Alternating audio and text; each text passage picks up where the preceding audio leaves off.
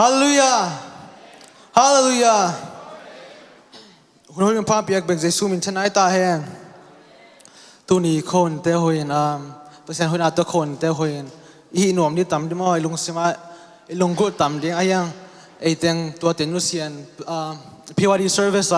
pasien eiteng kim usang kalong dam ya thi. Kaya kitching pani kema teng asian pani kema teng makai ten tu ni ung se the manin amau te tungalung dam zong konom mo I o khong vei ko vin nu mei ki sak bai ke mo I ma ai sang ro sina tong nei ni ma te alien sagi ma thai alien sagi anel sagi nghe nu nanget ule hong ki peding hi zong u na zong ule na muding u hi kong khang na ki ule hong ki hon ding hi lai sang ro sina te to ban pa peta hen hi lai sang to hak sai velo atel no mama lai sang to kharina hi lai sang to de na bang yam chule na te pen ki mo nga lo en izong kol isep khet kol I ide ile izon khet kol chi lai sang to karim ma tuni hi lai sang dos nga sentence ka focus on khat pen zongun na zongule na moding o hi chin to sentence nga ka kamal khat lian ka focus on pen mu mang pa hi le pen find can na pen mu hi pan mo I find pen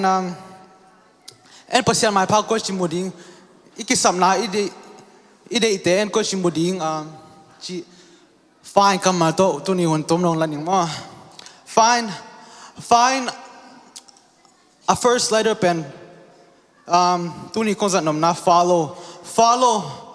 ai pa pen zui kon zat nom na follow I ite pen inun tang na hak san na tuak the ting hiang isangka na te zong I na sem na te ka leitung siang hak san am ding yang to hak san na te pan pasia zui tentan follow tentan ding hiang pangyam chele Noah zong ten bogol pe man lam che alap che na pe na man ten bogol pi pen mokilam the zalo ve pasian kamate pasian de na te azui kul mo follow kul to apana lama miten zong ma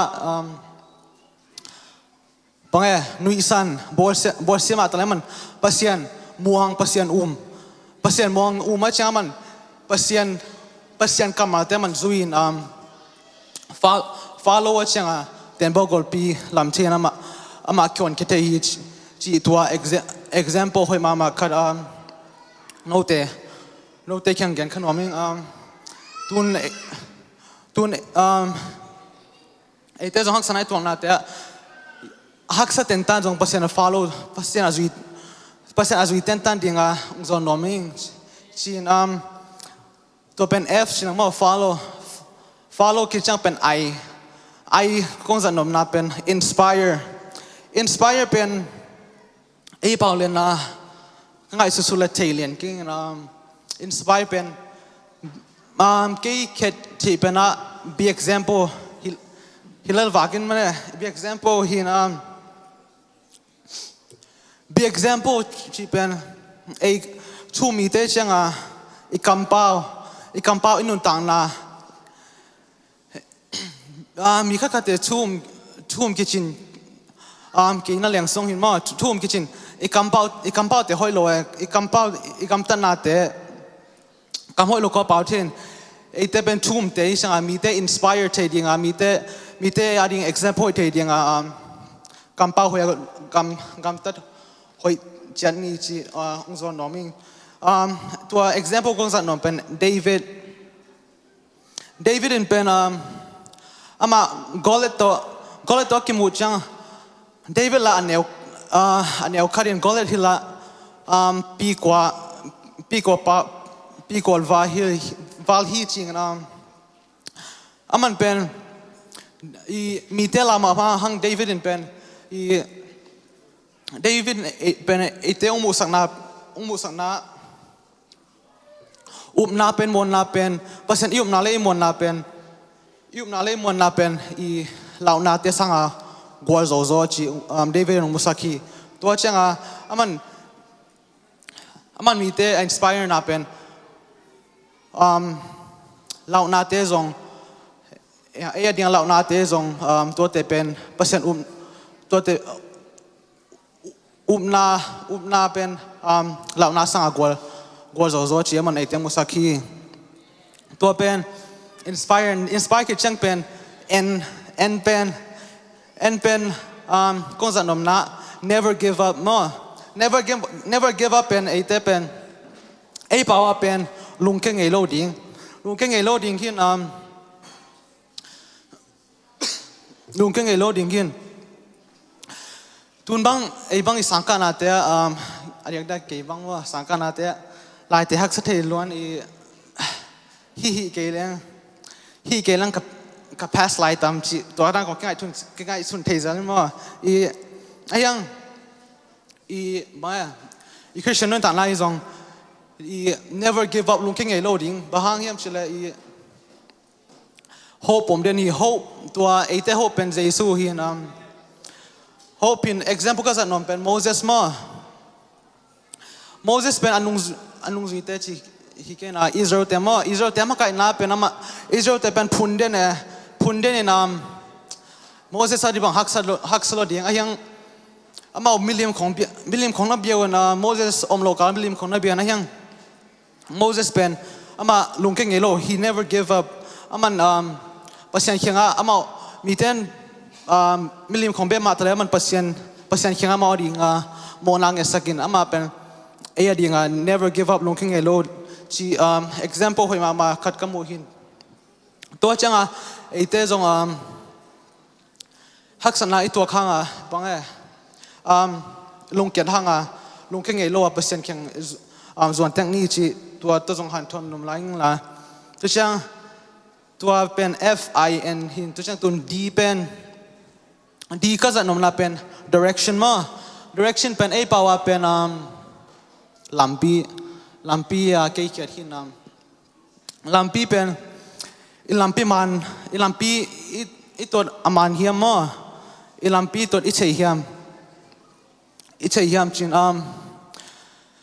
ะไรอย่างเดียวกับไอ้ข้างโน้ตเป็นสังกัดน่ะจิมาตัวเตจิเดียนี่นะไอ้ตัวที่เกี่ยวกับfuture ลำปีเตเป็นเกี่ยบังบังไม่ลำเพียงที่ชีเหล่าเด่นเหล่าเด่นตัวโซ่กงอาจังบังก็ฮิตามบ้าจีของกันไอ้ตามโอเคอะไรโน้ตตรงตัวเช็ดปากกุตินโอเคสังกัดมันนายตามจีตัวนั้นของdirection ที่สมัยหมายลำไปดิ้งบางเพียงนี้จีไอ้เหล่าเทียมเหล่าเทียนไอ้ยังตัวเตเป็นหลายสังนักสงฆ์บางเฮียมจีเลยหมายลำบางเพียงดิ้งเทียงไอ้ยังเก็บปะตาวกิงบ้านักแคมป์ที่ป่าเปอร์เซ็นต์เองตัวนั้นชินเกี่ยบังกระช่วงเอ็ดน้ำก็เฮลเดนหินตัวป่ากระมาลำปังเพียงนี่เองยังนังสองกงอาพีจินตัวเจ้าexample กงจัดนมเป็นโมเสสมาหินมันโมเสสเป็นไปนะดิ้งเทโลจัง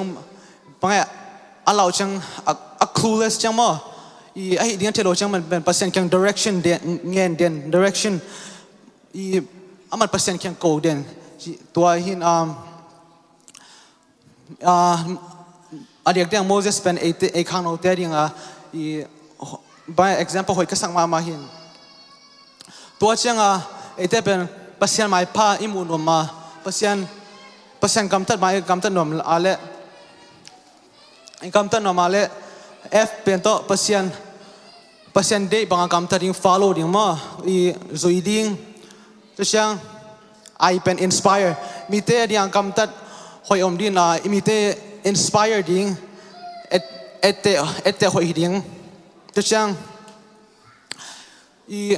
ฮักษณะตัวจงอินนุ่งจุยเปอร์เซ็นต์อินนุ่งจุยนะ never give up ding lung kheng ei lo ding tu chang lampi man ton den jadin to pan hei tang thu pam pe ta hen